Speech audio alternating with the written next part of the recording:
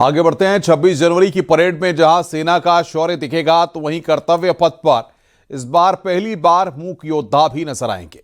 इनमें शिकारी पक्षी बाज भी शामिल हो रहे हैं। इन बाजों को सेना के जवान प्यार से करण अर्जुन कहते हैं। देखिए रिपोर्ट।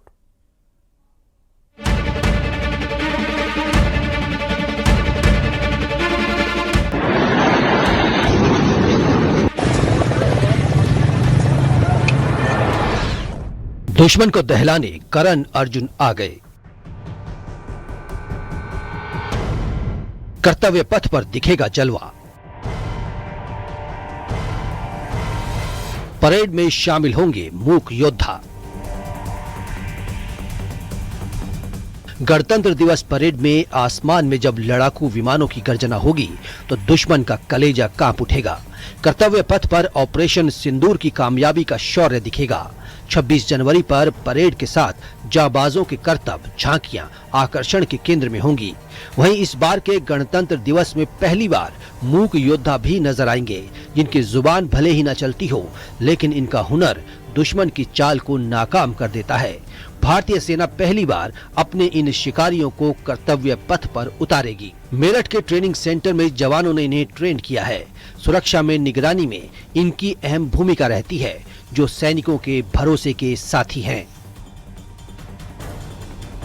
किस तरह से ये काम करते हैं, किस तरह से भारतीय सेना के लिए एक बहुत बड़े मददगार के तौर पर इसे आप लोग देखते हैं। जैसा कि आप देख सकते हैं, ये जो दो ब्लैक काइट्स हैं, ये आरबीसी कंटिंजेंट का मार्चिंग जो हमारा कंटिंजेंट है उसका हिस्सा है। एंड ये रैप्टर्स जो है RVC centre and college Meerut cantt में ट्रेन किए जाते हैं। इनकी ट्रेनिंग में बहुत ज़्यादा न्यूरो साइंस इन्वॉल्व होता है, जिसको समझ के, उस साइंस को समझ के और अपने तरीक़ों को मॉडिफाई करके हम इनको ट्रेन कर सकते हैं। इनके मेनली दो ऑपरेशनल रोल्स होते हैं। एक इनका एंट्री ड्रोन ऑपरेशन में इस्तेमाल किया जाता है, और इनके सर पे आप एक कैमरा देख सकते हैं, छोटा सा कैमरा माउंटेड है।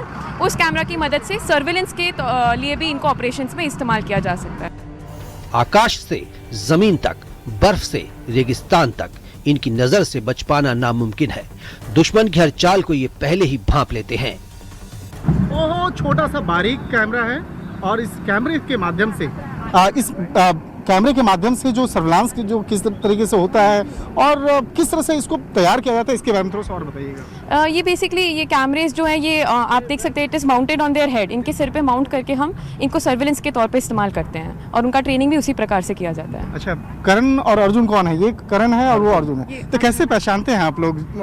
अभी इनसे इतना लगाव हो जाता है कि उनकी पहचान हमें हो ही जाती है। अच्छा, और इसकी जो खूबियाँ होती हैं, जब ये कोई अच्छा काम करता है, कोई अच्छा ऑपरेशन करता है, तो किस तरह से इसको प्रोत्साहित भी करते हैं आप लोग?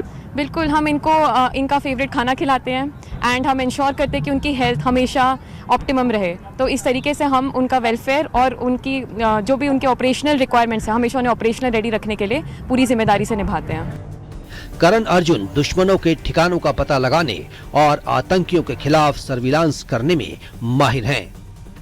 भारतीय सेना अपनी मजबूती को और आधुनिक तरीके से और मजबूत कर रही है, और इसके लिए इस तरह के जवानों का भी प्रयोग कर रहे हैं। तो कहा जा सकता है आने वाले दिनों में भारतीय सेना चाहे ड्रोन के माध्यम से हो या इस तरह के जवानों के माध्यम से अपने आप को और ज्यादा मजबूत कर रही है। सेना अपने एनिमल कंटिंजेंट को परेड में उतार रही है। बाज के अलावा सेना के डॉग्स, बैक्ट्रियन ऊंट भी परेड में शामिल होंगे। परेड में इनका शामिल होना सेना की ताकत, विविधता और समर्पण को दर्शाएगा। दिल्ली से न्यूज़ 18 के लिए शंकर आनंद की रिपोर्ट।